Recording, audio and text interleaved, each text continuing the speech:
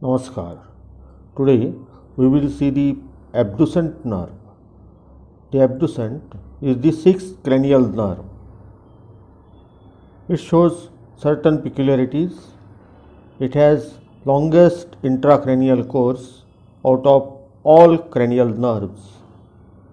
And due to this longest intracranial course, the abducent nerve is frequently involved in fractures of base of skull.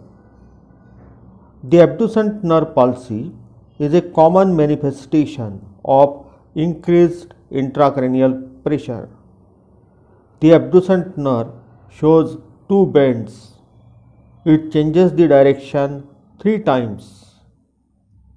The abducent nucleus is situated in the lower part of pons in the dorsomedial position beneath the facial colliculus.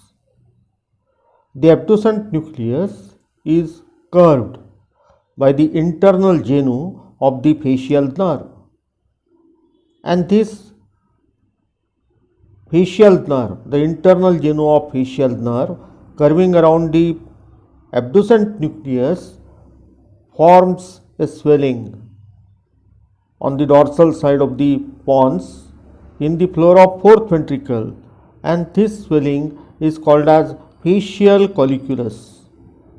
So abducent nucleus is present in the dorsomedial part, in the lower part of pons. From the nucleus, the nerve passes forwards.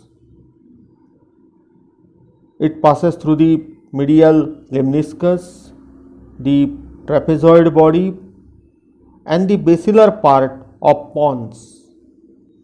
This is the floor of the fourth ventricle called as rhomboid fossa, and at the level of superior fovea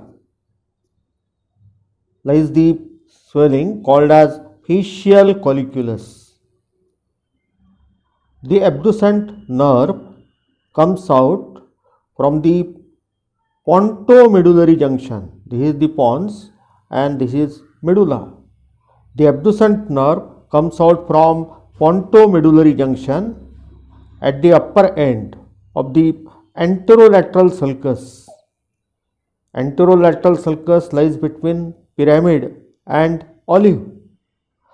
There are 3 nerves coming out from pontomedullary junction: the sixth, abducent; the motor root of facial nerve, 7th nerve is facial; the sensory root of facial nerve or nervus intermedius; and the 8th nerve, vestibulocochlear nerve. So 6th, 7th and 8th comes out from the pontomedullary junction. After coming out from the pontomedullary junction, the 6th nerve changes the direction. Now it passes upwards, forwards and laterally. This is the pons and this is medulla.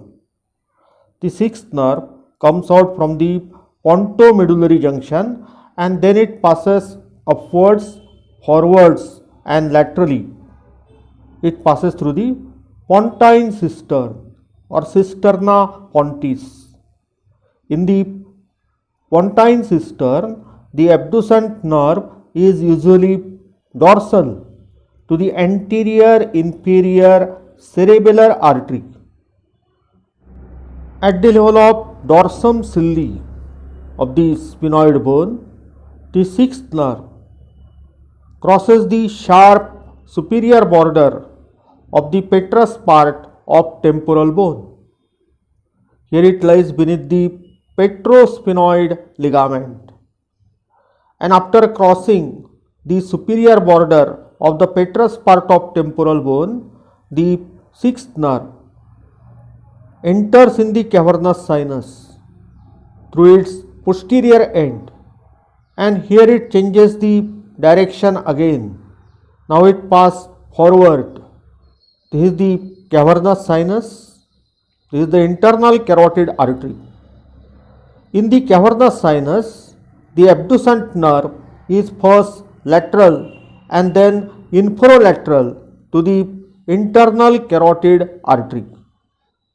The abducent nerve enters in the orbit through the intermediate compartment of the superior orbital fissure, means within the tendinous ring.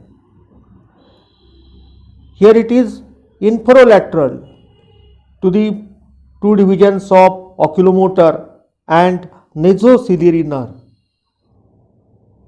In the orbit, the abducent nerve supply lateral rectus muscle. In injury to the abducent nerve, there occurs paralysis of lateral rectus muscle, and the paralysis of lateral rectus muscle causes medial or convergent squint, and this is due to unopposed action of medial rectus muscle. There is also double vision, diplopia. In cases of raised intracranial pressure, abducent nerve palsy is a common manifestation. This is because the sixth nerve lies for long time in the cisterna pontis. Secondly, it crosses the sharp superior border of the petrous part of temporal bone. And thirdly, in cases of raised intracranial pressure, the brainstem as a whole is pushed downwards through the foramen magnum, and due to all these reasons, there occurs injury to the abducent nerve. The abducent nerve consists of two components. First is somatic efferent or general somatic efferent, just like the third, fourth and 12th cranial nerves. And nucleus of this component is abducent nucleus, and it supplies the lateral rectus muscle. The proprioceptive impulses from the lateral rectus muscle are carried by the abducent nerve, but in the cavernous sinus, these fibers are handed over to the ophthalmic nerve, and the ophthalmic nerve carries these fibers via the trigeminal ganglion to the mesencephalic nucleus of trigeminal nerve, and this component is the sensory component, that is general somatic afferent, and nucleus of this component is mesencephalic nucleus of trigeminal nerve. Now we will see connections of the abducent nerve. The abducent nucleus receives the corticonuclear fibers from the motor cortex of the cerebral hemisphere. It is also connected with tectobulbar tract. The abducent nerve have connection with superior colliculus. Superior colliculus is connected by its brachium to the lateral geniculate body, and lateral geniculate body sends the optic radiation to the visual cortex.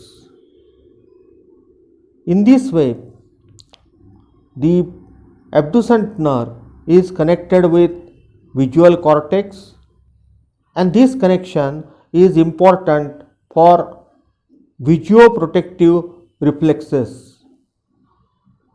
The sixth nerve is also having connection with medial longitudinal bundle or fasciculus.